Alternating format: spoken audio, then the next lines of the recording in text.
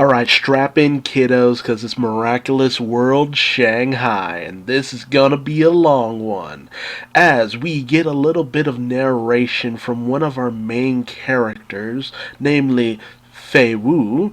We get the information about this ancient object that either predates the miraculous or kind of came about when they were already in creation.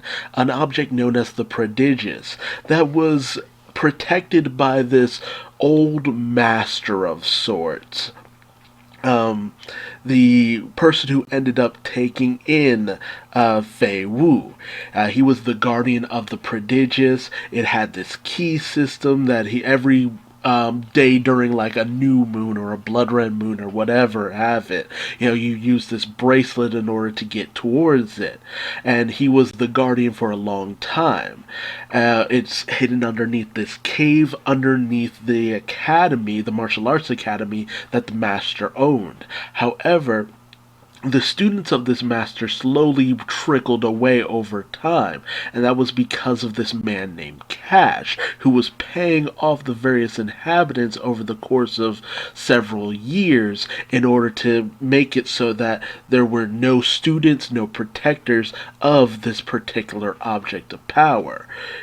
So it was looking as though the master would no longer have anybody to protect this object as time would go on. However, 15 years ago, he ended up receiving this package, namely a little baby girl who was left at his doorstep for some reason. This was Fei Wu, who ended up becoming a student and the next in line to become the master of this school.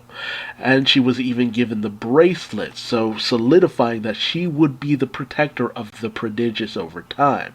However, when the master ended up being mysteriously killed off, as well as the destruction of the school, it seemed as though things were really looking bad for Fei Wu, especially when at some point her bracelet was even stolen in the dead of night, not long after her father had passed. So things not looking really too good for Fei Wu. But she decided she would do whatever it took in order to get back the bracelet in order to honor her father's legacy, thus beginning Miraculous World Shanghai, the legend of Ladydragon. We enter into Miss Boustier's class where the kids are about to go on a bit of a break. So this obviously takes place somewhere in the middle of season 2, as everyone is planning this little get-together, where even Adrian will be included for one of the first times ever his father is actually allowing him to go.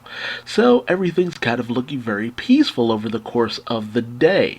Nothing really seems to be going wrong in the city of Paris. Oddly enough, Hawkmoth is nowhere to be seen. However, before she can go to the get-together with all of her friends, Marinette is told to ship off this package to her great uncle, who we've seen a few times here and there, Wang Chen, the uncle of her mother who raised her, actually. That's actually very important. So as the potluck is getting underway, Marinette lets Alia know that she will be a little late and to save her a seat next to Adrian, only for Alia to let Marinette know that, oddly enough, Adrian has been shipped off to China in order to open up a store for his father. It was very last minute and it was very spur of the moment, but they got that money, so they were just able to leave. However, Marinette realizes that the package she is taking is supposed to go over to Shanghai, where Adrian is headed. So she uses that as an opportunity. Meanwhile, Adrian is looking forward to spending some time with his father, although he's sad that it came at the expense of him spending some time with his friends. But Gabriel reassures him that there will be other times that he can spend with his friends. However, this is not a pleasure cruise, as this is a mission from Gabriel, a 15-year-long mission at that, in order to find the prodigious, as Natalie has been securing information and everything Gabriel would need in order to get towards the location of the prodigious, including securing the bracelet. Bracelet. So that reveals that Gabriel had a hand in the death of Fei Wu's father, oddly enough. But Nuru tries to advise Gabriel against going after the prodigious, as its power was deemed too great and too dangerous in order to grab. But Gabriel is not listening to any of this. Meanwhile, Marinette tells her parents that she would actually like to deliver that package to her great uncle in person, something that makes her parents very happy, as they had been saving up to one day take Marinette to her homeland of China, well, her mother's homeland, to actually explore her heritage and all that, and where her mother grew up in Shanghai. However, Marinette will be going alone, as the parents just can't just up and close the bakery and all that. So Marinette heads over to China to actually get to know her family, if nothing else. So she meets up with her great uncle Wang Chen, who is all too happy to have Marinette here, and even closed up his shop for the day just to spend time with her. It's also revealed later that it's actually his birthday, so it's a very, very great present for him to have his grand niece here in person. Meanwhile, Adrian would like to explore Shanghai with his father, but his father is a little too busy at the moment getting everything prepared for the opening of the store. But he tells Adrian to go and explore Shanghai and have some fun. Meanwhile, we end up meeting up with the Marinette's great uncle and their family, and even this creature called Bastille, who has been in the family for a long time. This parrot. I think it's parrot. It speaks like a parrot, so I think it's a parrot, who has been in the family for a good long time. We even get to see Marinette's mother's parents, so her great grandmother, a picture of her, if nothing else. So it's a nice little moment here. We also end up finding out that Sabine actually had a more traditional Chinese name, Xiabing. However, when she moved over to France, she switched up her name, which is very typical for a lot of Asian-speaking people to, when they come over to another country, more English-speaking countries sometimes, or other languages, since France and all that, they sometimes change their name to something a little bit more fitting. So Marinette actually gets to see a picture of her mother when she was a little girl. Also, Marinette's apparently Sabine had a sister, I think, so I wonder when we're actually going to be introduced to that side of Marinette's family. Just goes to show that there's a lot more to Marinette's family that we haven't seen just yet.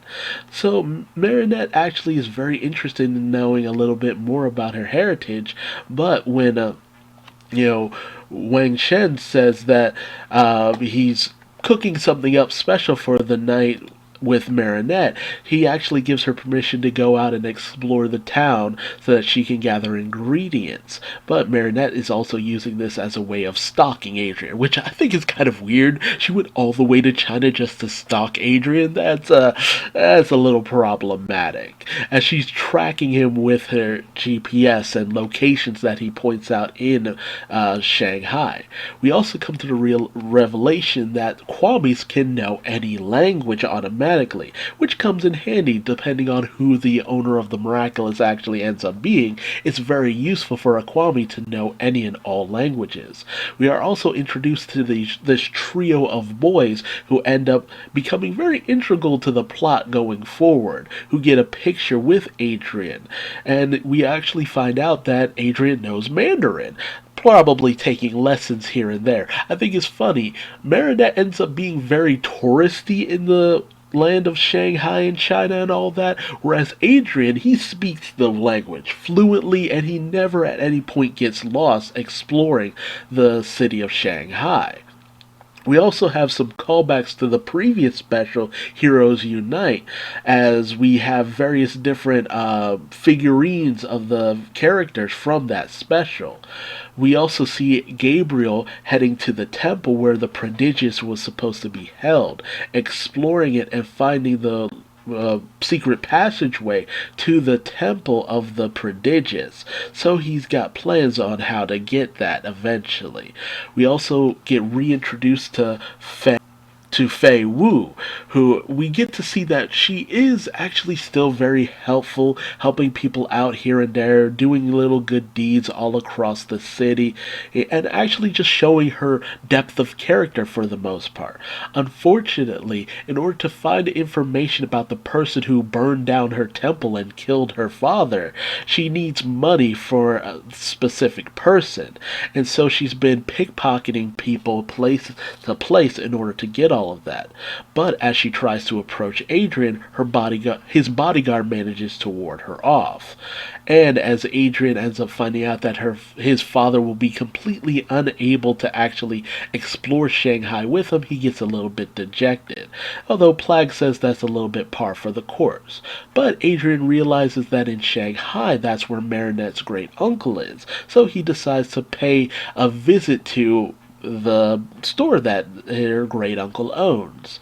Meanwhile, Marinette ends up scoping out where Adrian last was, ends up bumping into Faye just by happenstance as she's making her way across. But Faye managed to pickpocket Tiki and Marinette's purse away from her. And seeing that Marinette is so distracted trying to get Adrian's attention, she goes in for the big grab, getting Marinette's phone, her neckage, which has the little Kwame Tama, I think it's called, a little pendant that shows the friendship between Tiki and Marinette, as well as Marinette's Miraculous, which I'm just like, hey, how did you manage to steal earrings off of someone without them noticing? That's either great skill or Marinette is just that oblivious. However, the three boys from before have noticed what Faye has been up to and chase her down.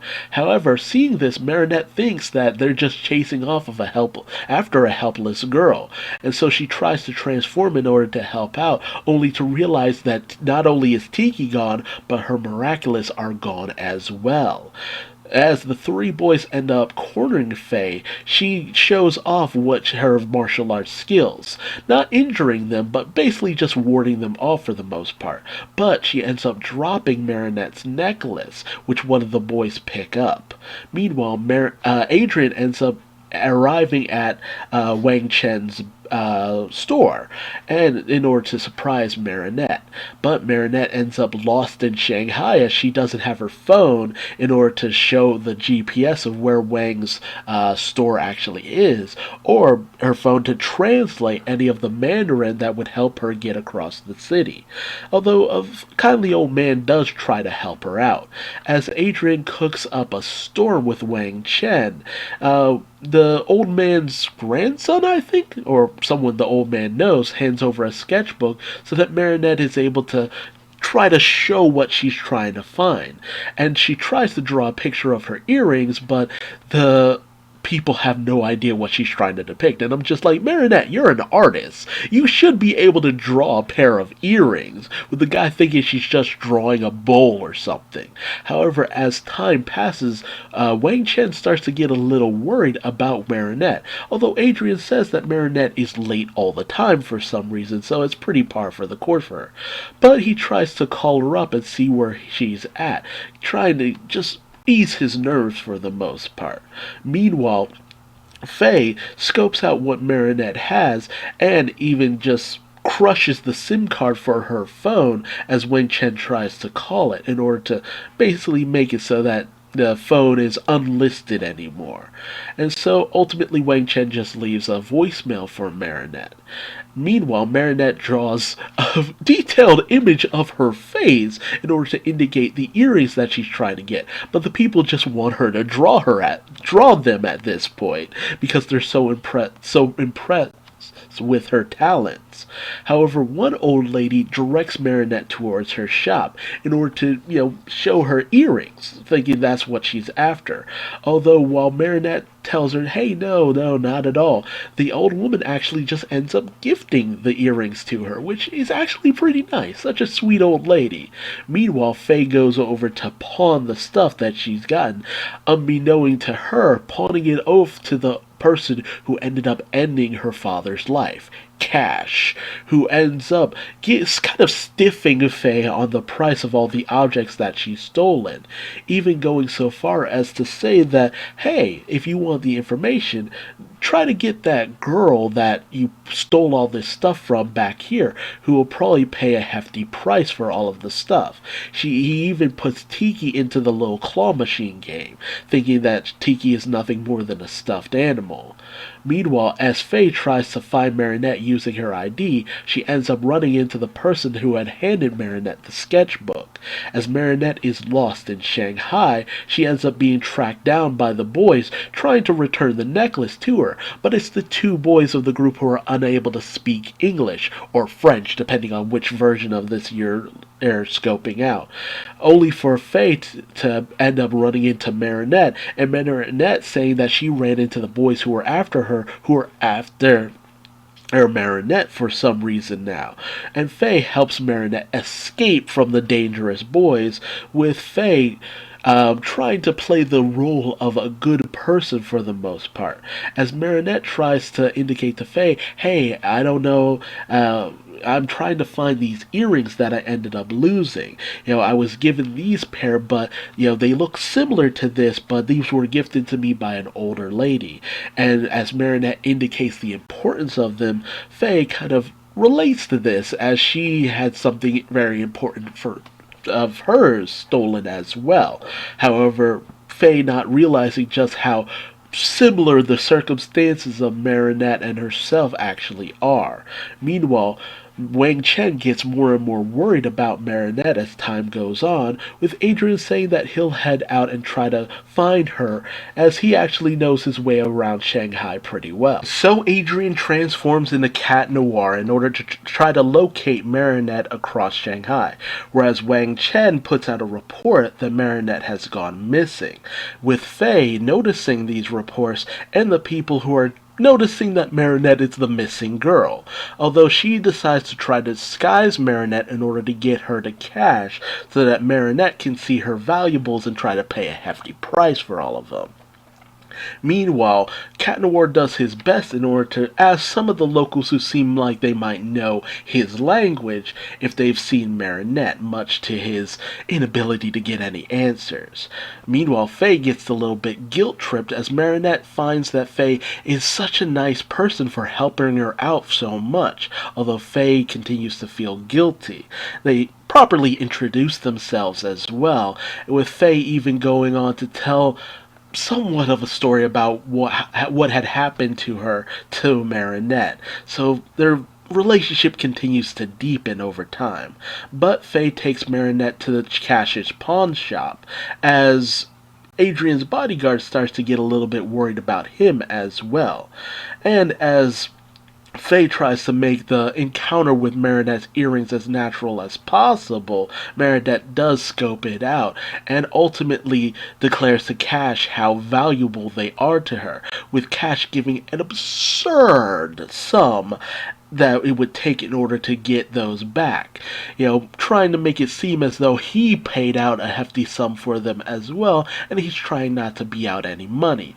But Faye knows that he's trying to grift Marinette for the most part, speaking to him in Mandarin, although because of Tiki's ability, she knows that ultimately this is a scam, trying to reveal it to Marinette, but unable to fully get the information to Marinette, as Marinette ultimately decides to pay the amount, just being sad that she has to ask Wang Chen for such an absurd amount of money. Although Cash tries to reassure Faye that, her uncle's business is very successful, so it should be just a drop in the bucket for them. With Cash even looking up the number for the restaurant as well. However, during this, Faye decides to pickpocket Marinette and switch the earrings that she got from the old lady for the Miraculous.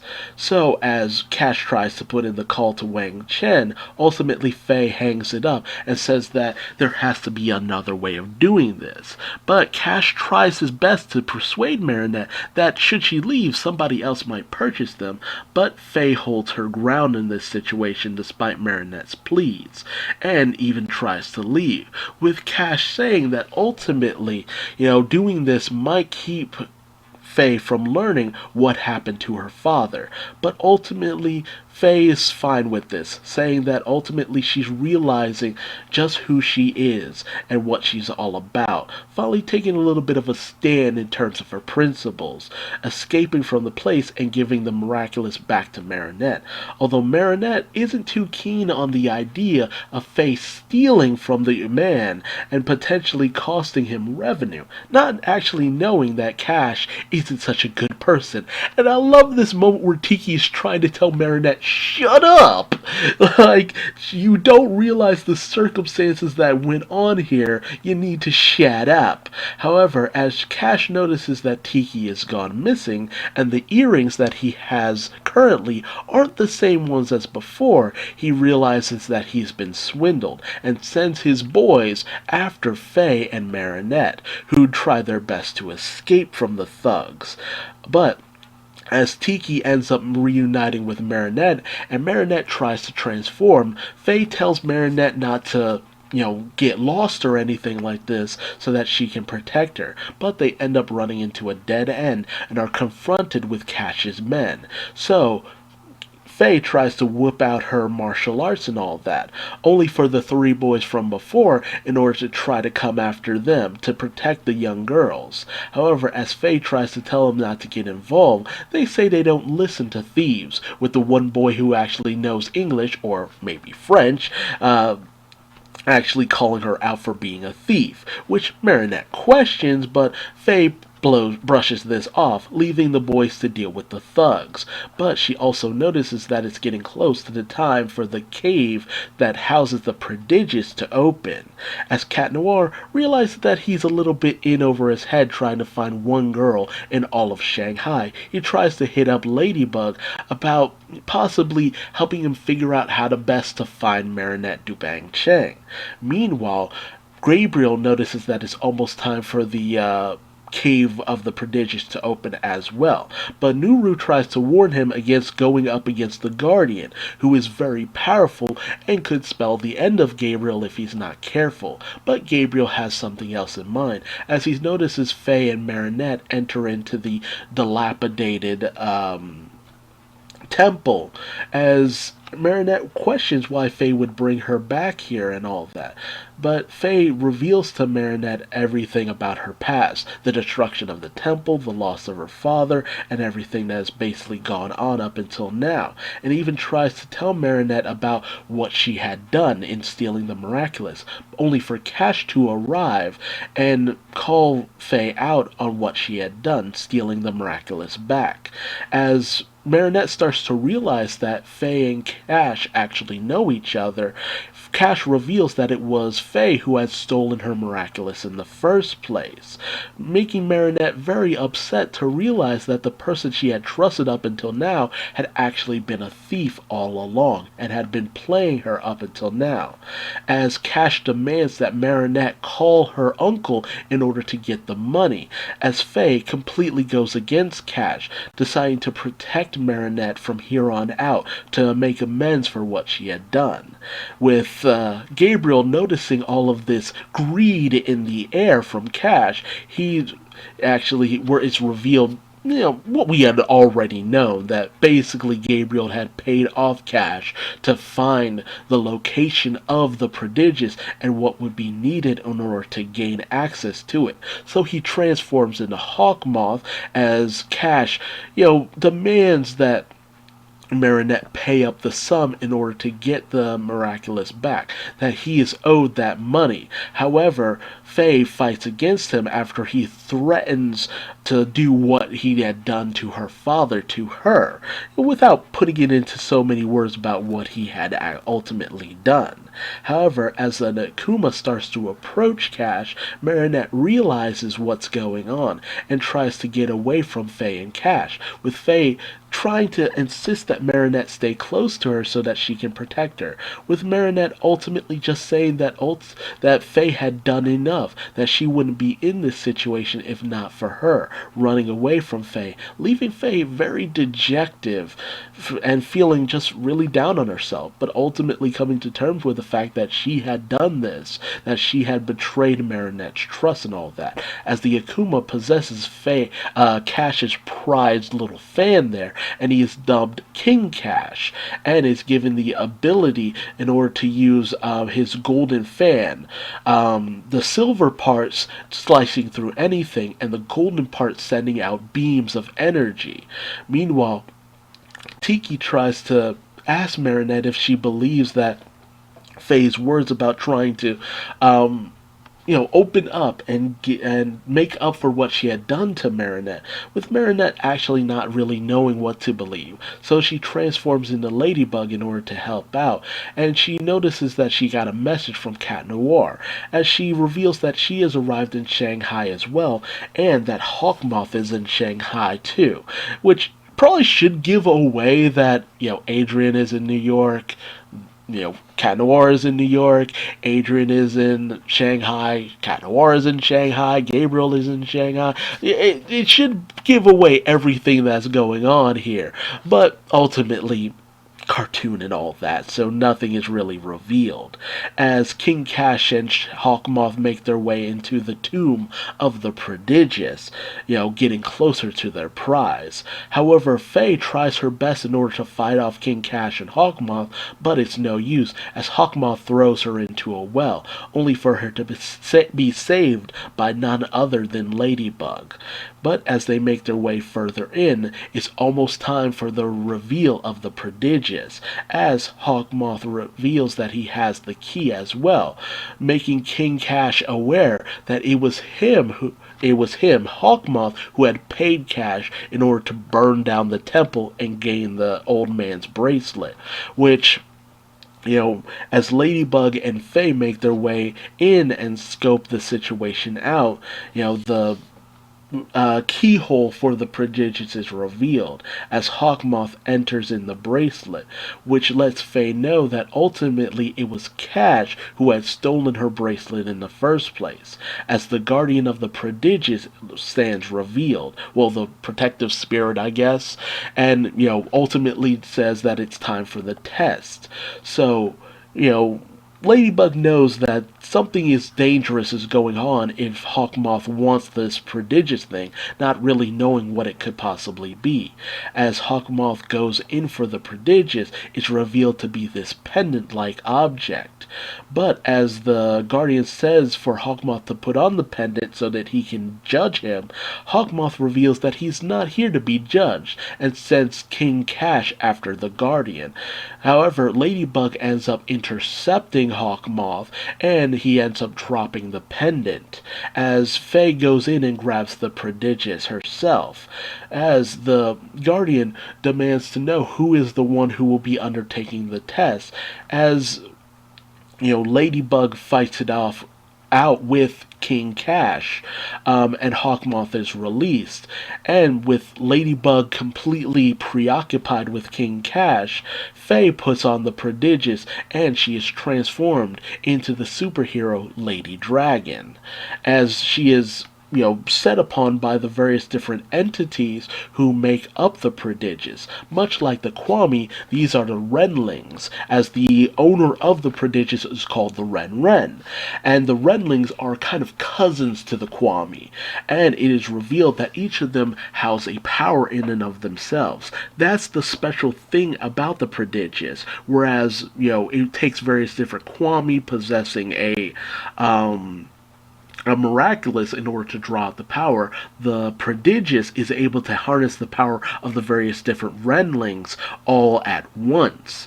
So that's something very special about the prodigious, is able to use various different abilities and powers and transformations. So the Renlings reveal their nature to Faye and what she would need to do. However, ultimately Ladybug is unable to see any of the Renlings, making it known that the Renlings are only visual to those who wield the prodigious.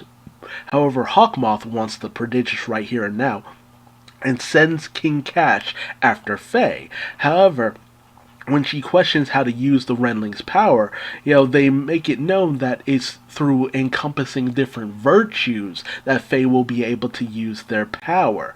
And she's not too keen on any of that, as when it comes to the bear Renling's power, it comes through patience and all that.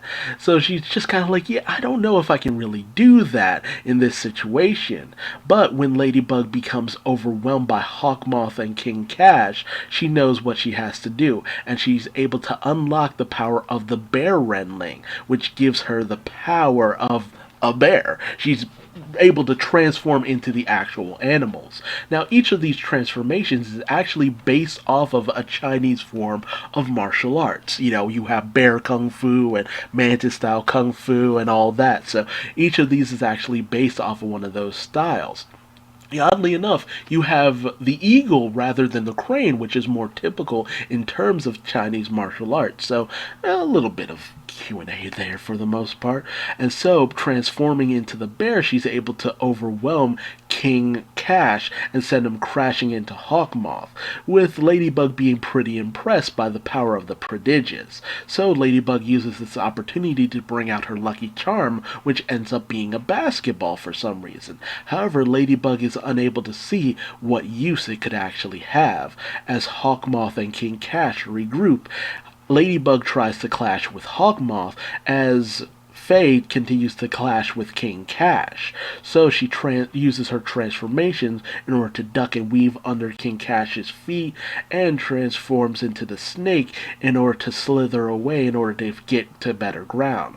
However, when she tries to use the power of the dragon, she finds that she is unable to access its power, which Ladybug questions, and Faye says, well, the power of the dragon should help me use the elements, much like when Kagami transforms into Ryukyu, which shows that the power of the prodigious has certain powers that are emblematic to the power of the miraculous as well, so they're not mutually exclusive.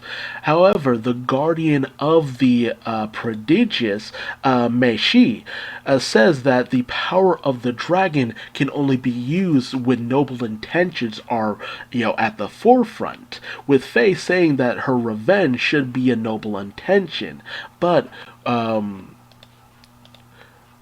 Mei Shi says that revenge isn't a noble intention, it's very selfish, with even Ladybug kind of calling her out on that. So Faye tries to use the other powers in order to deck King Cash in the balls, like, man.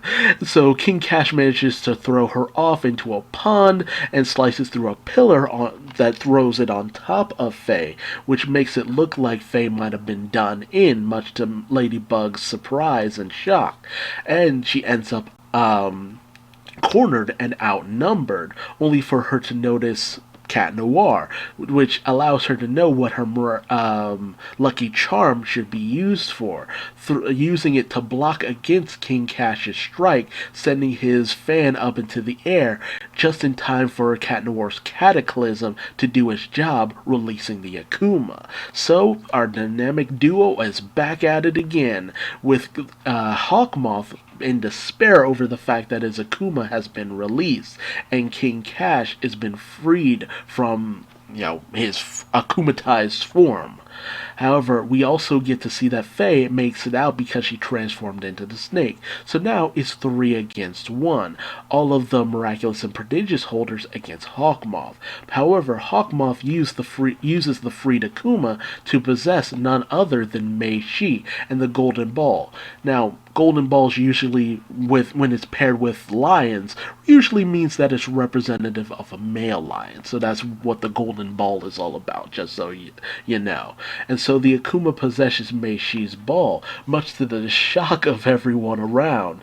And so he is dubbed Yang Lao Shi. It's very rare that non-human entities are akumatized, but we've seen it with Robustus, so it's not the first time. And thus he transforms into this gargantuan creature that completely caves in the tomb of the prodigious, and goes about setting on a rampage in all of Shanghai, as our team tries their best to escape from the cave, taking cash with them, with Yang Lao Shi consuming the ball in order to keep it away from the heroes.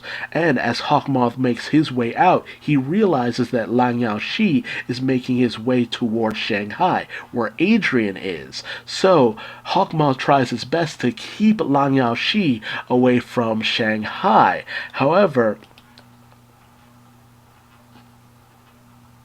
Yang Lao Shi isn't listening to Hawkmoth anymore and completely zaps and evaporates Hawkmoth then and there. Hawkmoth is friggin' dead! And I love Cat Noir's questioning of this. It's just like, so is this a good thing or a bad thing? And it's so messed up to know that it's just like, yo, that was your dad, dude. Your daddy is dead. But he was a jerk, so oh well. But as Yang Lao Shi makes his way towards Shanghai, they know that they have to try to stop him. However, they're starting to run out of time, so they're not immediately able to go after him.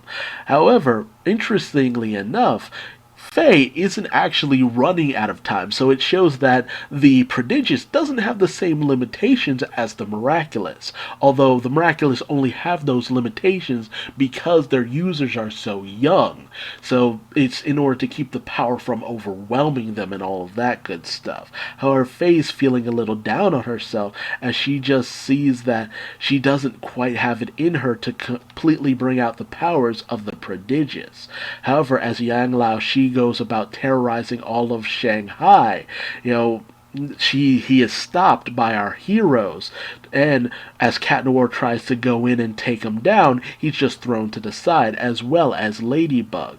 However, Faye tries to use the power of the hawk to get in close to Yang Lao Shi, and the power of the tiger in order to fight him off, but to no avail. And she's only able to use the power of the horse to try to escape, as she just isn't able to get in close. As Yang Lao Shi says that ultimately Faye is unworthy of the power of the Prodigious. Hell, that's what transformed in the first place. The fact that the current owner of the Prodigious is unworthy of its powers, which Faye's really starting to feel that way now. And while Ladybug tries her best in order to convince Faye that she is worthy, that she can do this, Faye feels unconvinced. As she had been doing so many wrong things up until this point, she feels that ultimately she is unworthy of the power and runs away. So Cat Noir decides that he'll try his best and use his cataclysm to take down Yang Lao Shi, only to be vaporized in the attempt, much to the dismay of Ladybug, leaving her as the only one to be able to stand up against Lang Yao Shi, but she is only able to run away. And as she runs, she ends up encountering Faye and reverts to Marinette in order to apologize for running away herself from Faye. But Faye says that ultimately she deserved it, as she had done so many terrible things. But ultimately, Marinette asked Faye, you had your reasons for doing what you did.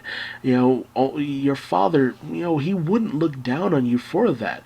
But Faye is unconvinced, as she knows that, even in her situation, her father would have just continued to do his best to help the people of Shanghai. But Marinette lets her know that, hey, given your situation, you know what your father would do. And that helps Faye to know that, maybe this is it. Maybe this is the path that she should follow. She knew it deep down. She just needed a little bit of encouragement.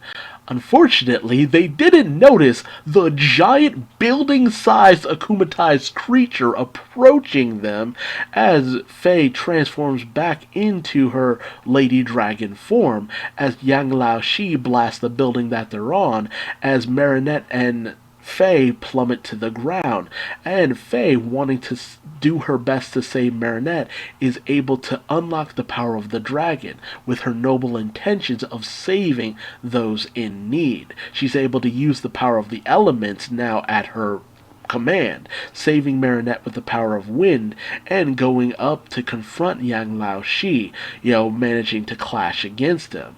Marinette transforms back into Ladybug, bringing out the lucky charm, which ends up being a massive vase.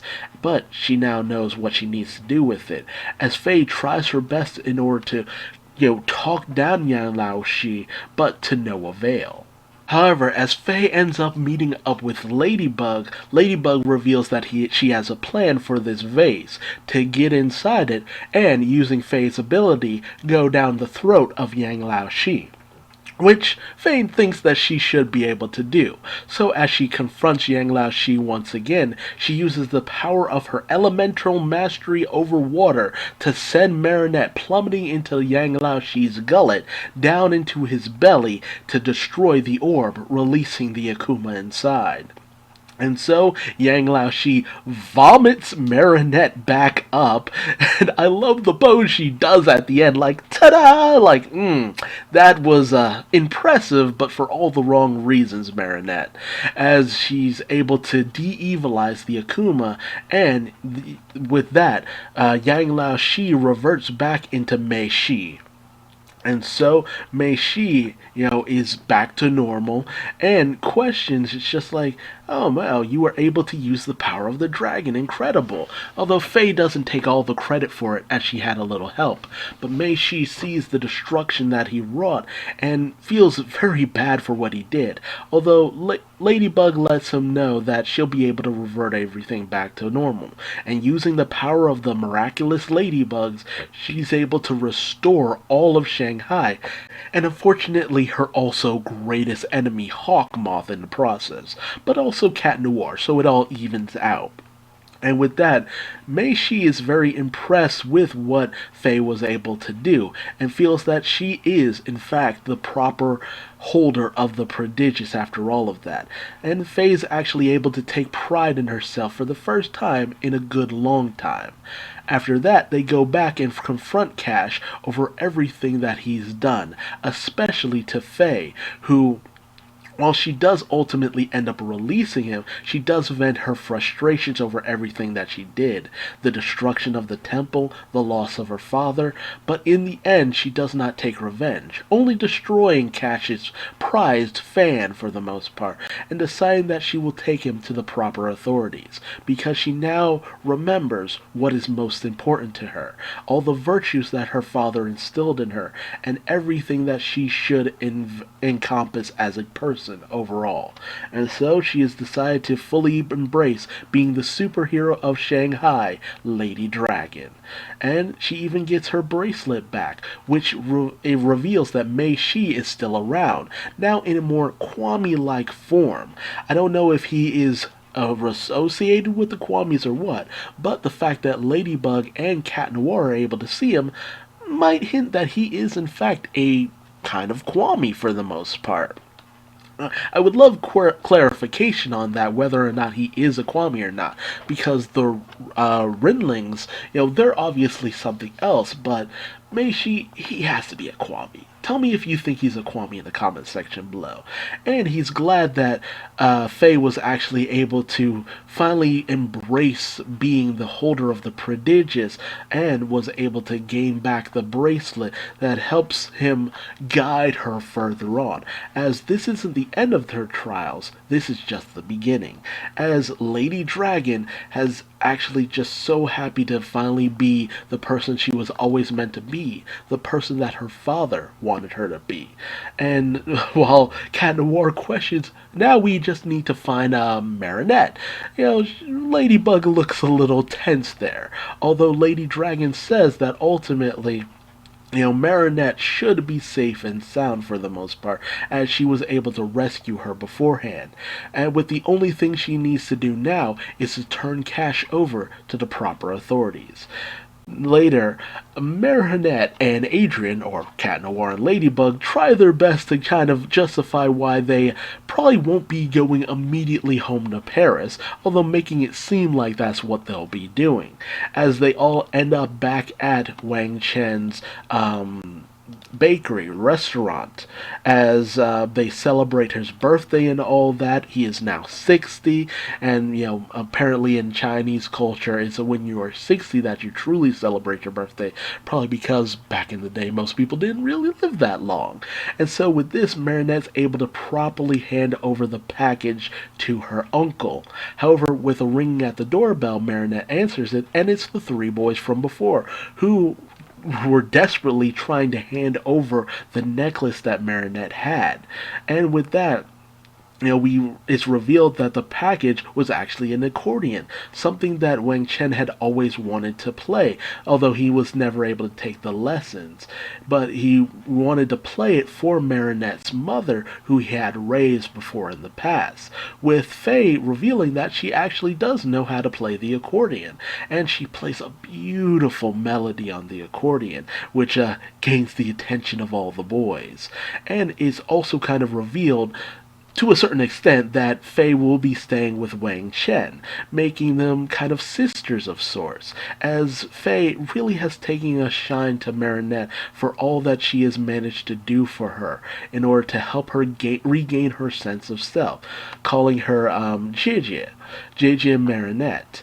And so Marinette asks to be able to call Faye that in return. Unfortunately, she ends up saying something kind of embarrassing in Mandarin as a result of that. I think she says penis? I'm not quite certain, but I think that's it. And Adrian suggests that maybe he could be Marinette's Mandarin teacher once they get back to Paris, as Faye comments on the fact that Marinette's English or French, depending on which version you're listening to, isn't really that great either. And we have this nice little moment where Adrian and Marinette makes friends with the boys. Marinette is happy to have a new addition to the family for the most part, and she was just happy to have spent some time with Adrian for the most part. And with that, she ends up seeing the sights of Shanghai with her newfound family, and actually getting to spend some time with Adrian for the most part. A nice ending to a nice special. It had its ups, it had its downs, but for the most part, I really loved Faye. Her character, I need more of it. I really do hope she has future appearances in the series as a whole, because she feels like she could really carry an entire series all her own. Like, I don't know if they'd be able to do it, but they are rolling a lot of characters who were supposed to have their own series into the miraculous world. So anything we could see more of Faye, I am all for it. But, the revelation of the ringlings, which is actually something that I had known about beforehand, but I wasn't certain on how that would correlate to this special. I wasn't sure what the ringlings, thing actually was supposed to be. Also, a lot of characters from here on out are called Lady Something. So it's not so much that, Faye is outright known as Ladydragon, but that's what she's kind of billed as for the most part. Every transformation of hers is Lady something. Lady Dragon, Lady Bear, Lady Mantis, so on and so forth. So it's kind of up to you to kind of decide if you want to call her Lady Dragon and that's her superhero name, as it's not really set in stone. But it was great having Marinette arrive at her heritage, get to know her family a little bit more, have an extended version of her family. But still, honestly, Adrian felt like an afterthought in all of this. It was great to have him involved, but he really was an afterthought in this special. But, it was just always still nice to have him involved in the situation. I think the Prodigious is a very cool power, and I would love to see more of it. I just want more of Faye. Faye is a great character and definitely needs more fleshing out. But tell me your thoughts in the comment section below. What did you think about Faye? What did you think about Marinette going so far in order to stalk Adrian? Remember the previous special where it was a big deal about leaving Paris?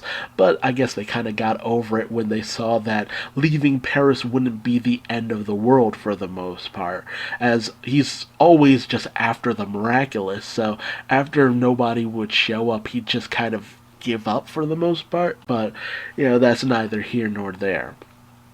But, tell me, did you think this was a good special? What did you think about Faye and her Lady Dragon form? What did you think about the Prodigious? What did you think about the fact that Hawkmoth and Cat Noir just straight up died for like the second time? After Cat Blanc? This is like the second time that we've seen Hawkmoth die from one of his akumatized villains. It's far out there, but, I can't wait to hear from you. Like, comment, and subscribe depending on how you felt about this episode, or don't. I'm not your daddy, but I still love you like one. And until next time, I've been Duuz-Diz-Din, and I will see you later. Bye bye.